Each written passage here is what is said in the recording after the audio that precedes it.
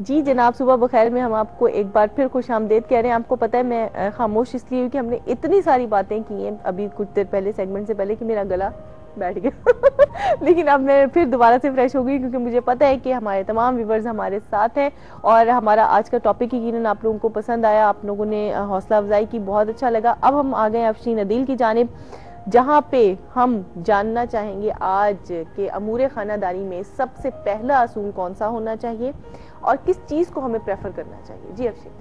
हाँ, जैसे कि हमने वर्किंग वुमेन का टॉपिक रखा है तो उसके अकॉर्डिंगली ही मैं बात करूँगी।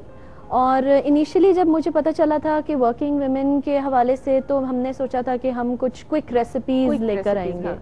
लेकिन मुझे लगा कि बीइंग अ शेफ मेरा काम सिर्फ यही नहीं है कि मैं बस रेसिपीज ही देती रहूं। हाँ। मुझे थोड़ा किचन मैनेजमेंट और फूड प्रिपरेशन के हवाले से भी कुछ बताना चाहिए। तो आज आप ये सब चीजें ध्यान में रख के लाइए। आज मैं कुछ ऐसा बताऊंगी जिससे वर्किंग वुमेन के लिए कुकिंग आसान हो जाएगी और क्विक हो जाएगी। कितनी अच्छी बात है।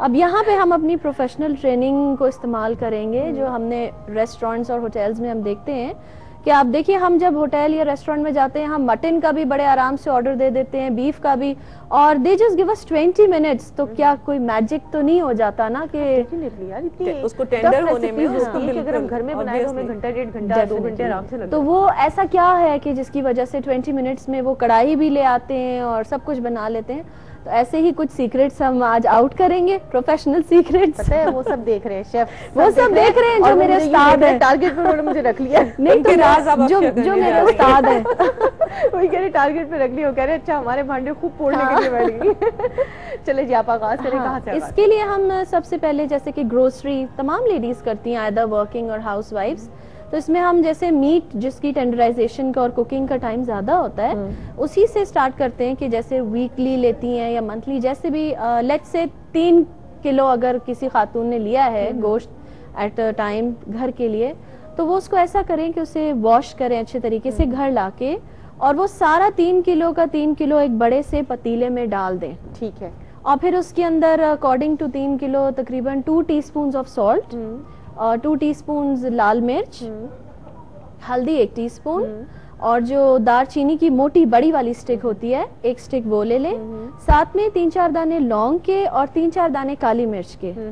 ये सब डाल के इसको जिंजर गार्लिक पेस्ट के साथ ऑब्वियसली 1 टेबल स्पून अप्रोक्सीमेटली इसके साथ बॉईल कर लें, लेकिन उसको हाफ डन करें। अच्छा, एंड मोर डन नहीं होना नहीं, एंड मोर इम्पोर्टेंटली पानी इतना डालें कि जब गोश्त आपकी लेवल का टेंडर हो जाए तो वो पानी उसके अंदर ही एब्जॉर्ब हो जाए, बचे नहीं। ठीक है। उसका सारा जूसेस और उसके सारे सब चीजें उसके अंदर ही रह जाएं। और ये फिर आप जो आपकी एट अ टाइम नीड है एक वक्त की, उसके डिफरेंट पैकेट्स बना के उसको फ्रीज कर लें और सील पैक करें।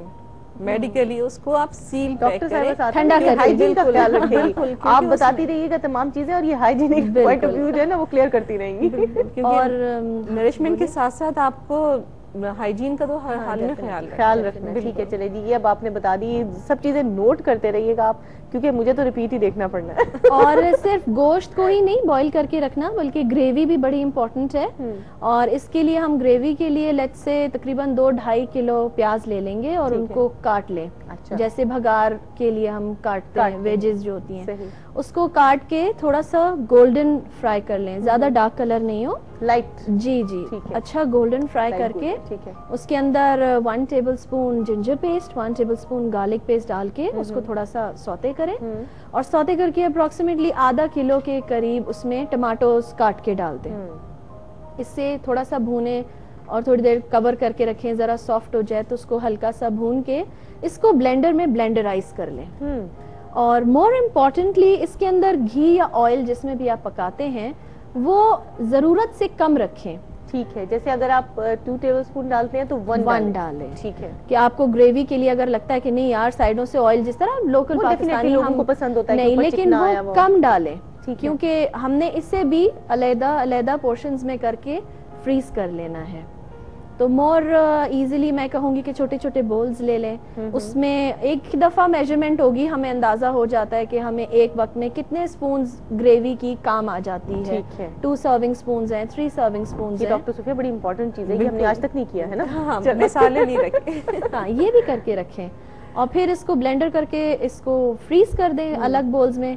अब चाहें अगर कंटेनर्स हैं तो ठीक है, सेपरेट कंटेनर्स में फ्रीज कर लें, अदरवाइज उसको जब वो सेट हो जाएगा तो उसको बोल से निकाल के शॉपर में, अकॉर्डिंग टू द, जिस तरह अगर बहुत जगह का मसला नहीं है, फ्रीजर बहुत ऑक्यूपाई नहीं हो रहा है तो ठीक है कंटेनर्स में ही रहने दें। अच्छा, कंटेनर्स के हवाले से हाइजीन का सवाल फिर खड़ा हो कवर्ड हाइजीन का सवाल फिर खड़ा हो गया, कंटेनर्स कैसे होने चाहिए, हाइजीन का ख्याल पीरियड भी कि कितने दिन तक आपको फ्रीज करना है। हाँ। ये तो हर चीज के लिए मैं कहती हूँ कि 15 दिन से कोशिश करें कि अबव नहीं जाएं आप, यानी विद इन 15 डेज आप उसको खत्म कर दें। टेस्ट चेंज हो जाता है क्योंकि उसमें फर्मेंटेशंस हो जाती हैं, उसमें बैक्टीरिया के ग्रोथ्स होना शुरू हो जाती हैं, तो वो उसका आप देखें कि टेस्ट ही चेंज हो जाएगा। अच्छा, आपने डे केयर में भी किचन बिल्कुल किया हुआ होगा, डेफिनेटली वहाँ पे भी आपने ऐसी खातून रखी होंगी जो बच्चों के लिए डिलीशियस डिशेस बनाती हूँ, तो कोई ऐसी डिश जिसमें आपको कभी कोई प्रॉब्लम आई हो और आपकी उसने जो भी आपने आया वहाँ रखी है जो कोई खातून है, उनको कोई प्रॉब्लम उन्होंने आपसे डिस्कस किया हो कभी?